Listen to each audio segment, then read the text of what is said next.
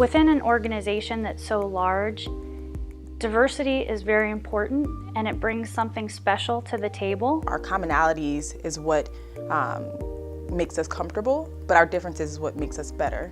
Companies that are diverse perform better and can better serve the needs of our customers and are just more aligned with the general population. When you have a group of people who think alike, they don't tend to value what's going on around them and the ideas of other people. We're a manufacturing organization. We have a lot of different disciplines here, we have a lot of different departments, and the best way to solve a problem is to have a diverse team. That is known for sure. So why not have that diversity in all different levels, not just one? It would be nice to get to a point one day where employee resource groups aren't needed, where diversity and inclusion are just naturally something that happen here. And we're not there yet, but I think having these groups is a good start.